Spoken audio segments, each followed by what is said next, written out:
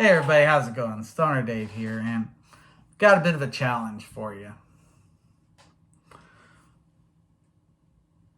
Tell me that you don't understand the difference between resistance and impedance without saying you don't understand the difference between resistance and impedance in less than 60 seconds. What I would like you to think about, and this is true, impedance and DC resistance cannot be used and talked about as the same thing. DC resistance and impedance are two different things, and they are not, you cannot use the two synonymously. It's impossible. An example of resistance, of course, a resistor, right? You can measure DC resistance. An example of impedance would be a speaker, which we measure speakers in DC resistance. And notice if you go on your speaker, which is an 8 ohm speaker, 8 ohm impedance, not DC resistance. No speakers are measured in DC resistance. Alright, so clearly Detroit Record does not understand the difference between impedance and resistance. Doesn't understand the difference, doesn't understand the similarities. Really doesn't seem to have much of an understanding about the concept at all. So, let me go ahead and educate you again about the difference between impedance and resistance and the similarities between them as well. So, first of all, what is resistance? Well, in a nutshell, resistance is opposition to the flow of electrons. What is impedance? Well, in a nutshell, impedance is resistance to the flow of electrons. They are, in essence, the same thing. Are they the same thing? No, but they are essentially the same thing. What's that mean? Well, they're both opposition to the flow of electrons. A purely resistive element, like a resistor, has the same impedance as it has resistance. Now, other elements like a capacitor or an inductor, well, they'll have different resistances compared to their impedance. A capacitor, for example, will have an infinite resistance. Put it on your own meter, measure its resistance, it's infinite. An inductor will have virtually no resistance. You put it on your own meter, and it'll show relatively close to zero. Now, a speaker.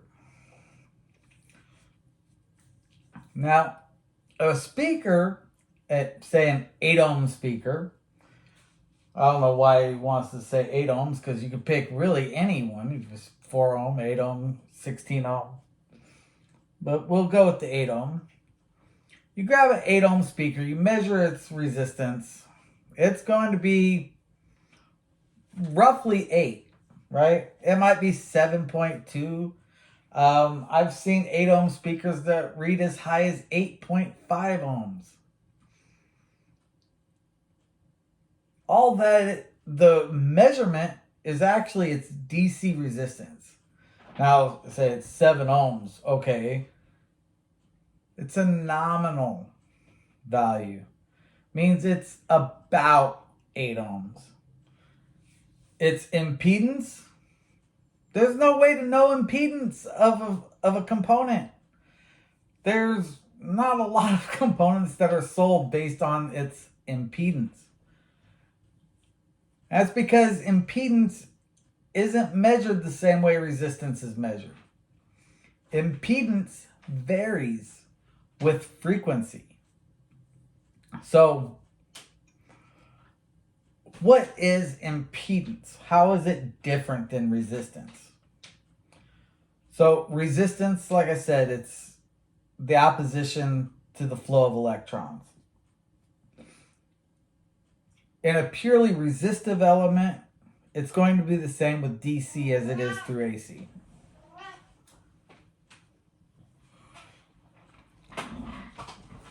What happens though is when you get things that aren't purely resistive, like a speaker, which has a coil in it. I believe it's called a voice coil. This voice coil is basically an inductor, but the coils are wound around this magnet. See the magnet right here? It's a magnet, see?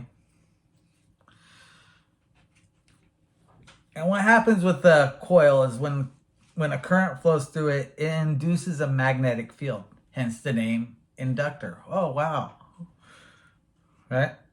So when it induces this magnetic field, it's going to either be pulled towards or pushed away from this magnet. Now with an alternating current, the current's always changing, so it's always being pushed and pulled. It just alternates. That's why it's called alternating current. So it alternates between pushing and pulling, and depending on the frequency, you'll start to hear those vibrations coming off the speakers. It sounds as if the sound is the vibration of the air being vibrated by this basically piece of paper. And as the magnet the coil has the current flowing through it, flows one way, the paper gets pushed. Flows the other way, the paper gets pulled. And it gets pushed and pulled and vibrates the air and sound comes out of it. You start to hear it, blah, blah, blah. That coil has induction. Now, I happen to have an LCR meter here, which means that it measures induction, capacitance, and resistance. So, turn on to the inductor. Let me turn this light on here so you can see. And I'm going to turn it on to... I'm going to start with microhenries because I know there's not going to be a lot of induction in this, right? So I measure here. And I hook this on here. Now this is I believe a 4 ohm speaker. Yeah, 4 ohm speaker.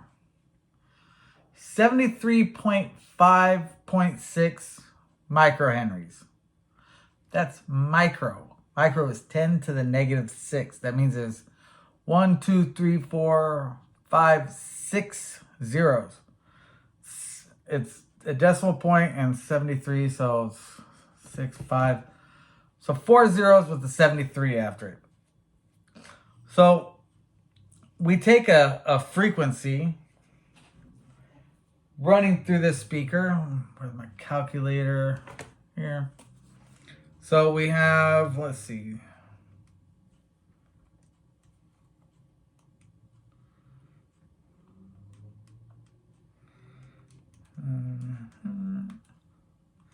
Let's say 440 hertz, right? Because that's one that y'all know. Pretty popular among guitar players. That offers just 203.5 milliohms. That means 0.2 ohms. Basically a short. Now, we turn this over and we read the ohms on here. How many ohms do we have? 3.4 ohms. Hey. Keep it down. Keep it down. People are trying to talk over here.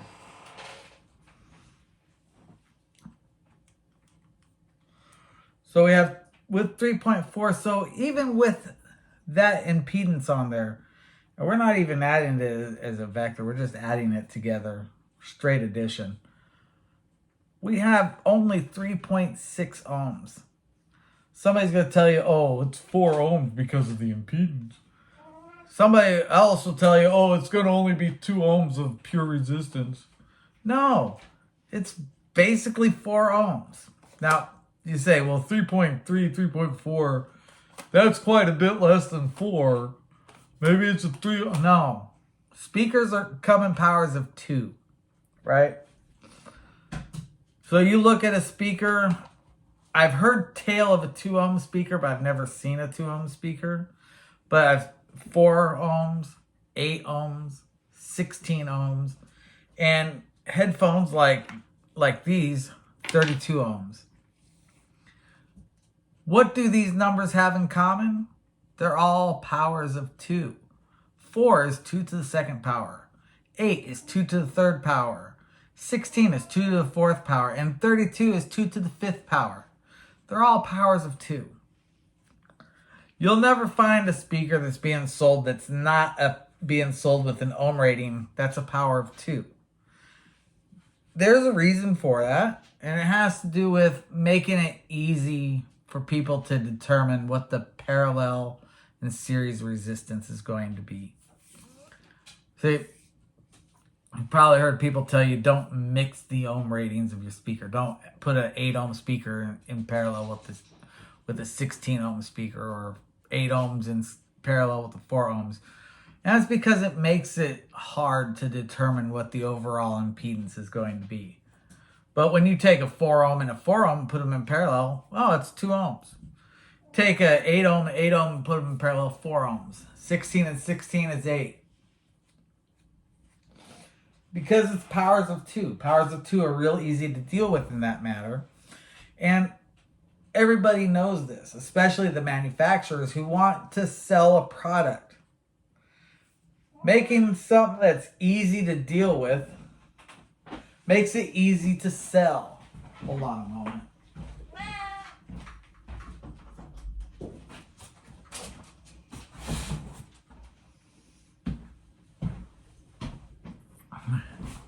So people want things that are easy to sell. So they make things that are easy to deal with.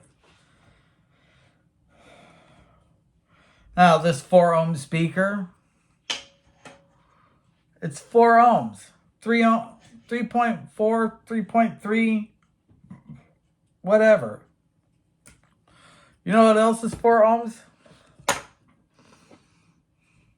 This speaker right here. When I measure its resistance,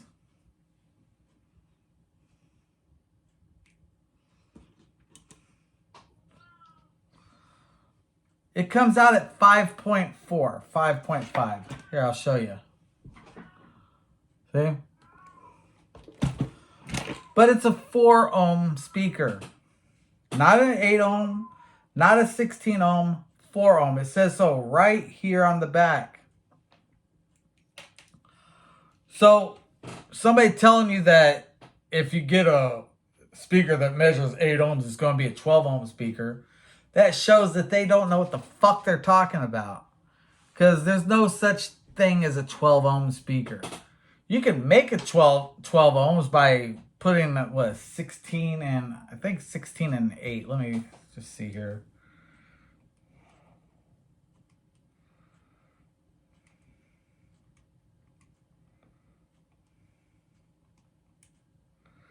No, that's 5 and a third, so no.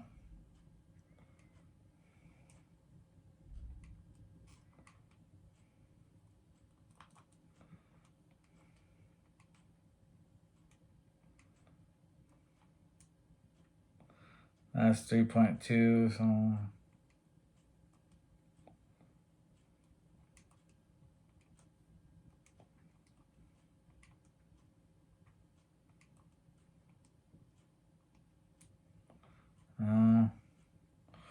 See, not really any way to make 12 ohms out of existing speakers. But there's no such thing as a 12 ohm speaker. Somebody telling you that is because they don't know what the fuck they're talking about. So they're just making shit up. And that's fine, you want to make shit up, but don't act like you know something when you're making shit up. You know? It doesn't do anything as far as making you look any smarter than you are, right? It actually makes you look dumber than you actually are. And I already thought you were stupid, so showing me that you're even stupider than I thought doesn't really do much for you, you know? Um, Now, last thing before I go, I was in the process of putting together an overdrive pedal. I've actually put together and taken apart quite a few of them just because, well, here you can see there's a little bit of an example of what's left of the one that I've taken apart. And then Detroit Wrecker made his video. And, well, now, rather than put out a video showing these distortion pedals or a distortion pedal, I'm going to wait until Detroit Record puts out his video showing his distortion pedal that's supposed to blow mine away. Then once I've seen that, not only will I put out a overdrive pedal that'll blow that pedal away, but I'll put out 3 pedals. 3 different and unique pedals that will blow away whatever Tube Screamer clone copy Detroit Record decides to put out. And you say, well, how do you know this is going to be a Tube Screamer? What else is he going to do, right? The guy's going to go and look up a schematic for a Tube Screamer clone. Or worse, he's going to order a fucking kit to build a Tube Screamer clone because they have those online. Matter of fact, let me go on to the Googly here and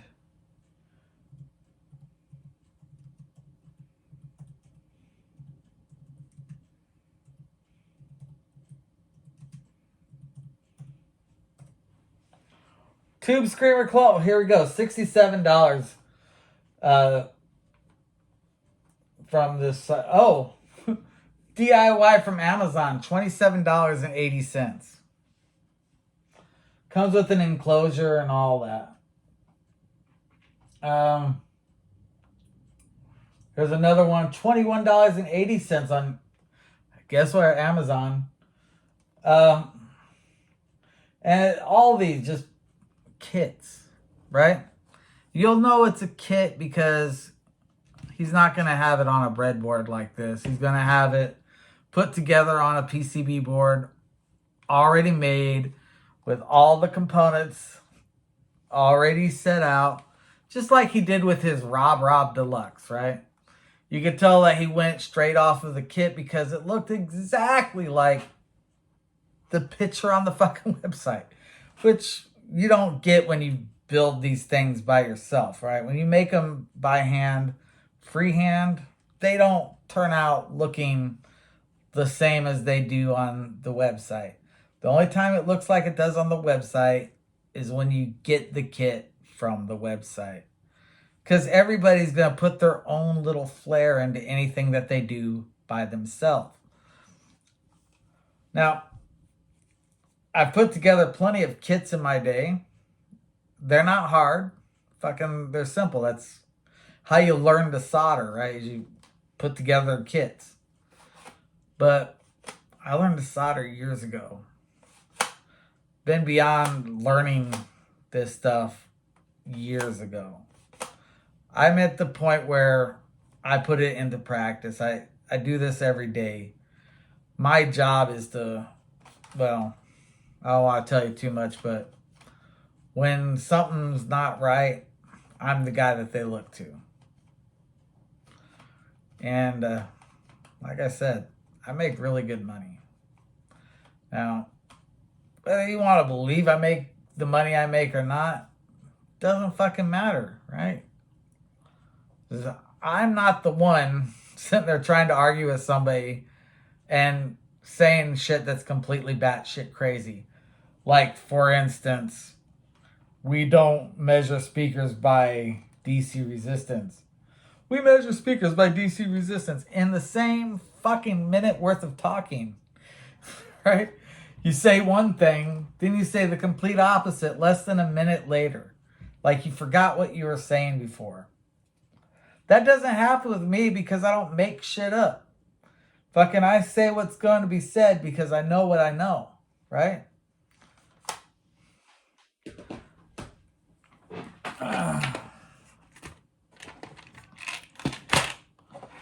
When people ask me, say, how do you know these things that you know? Why should we believe that you know these things that you say you know?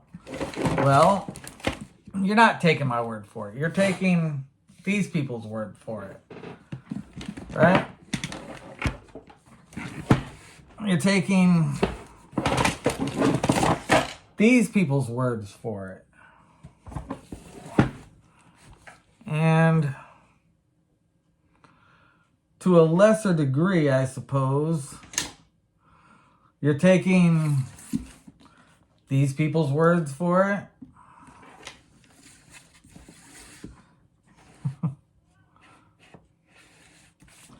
These people's words for it.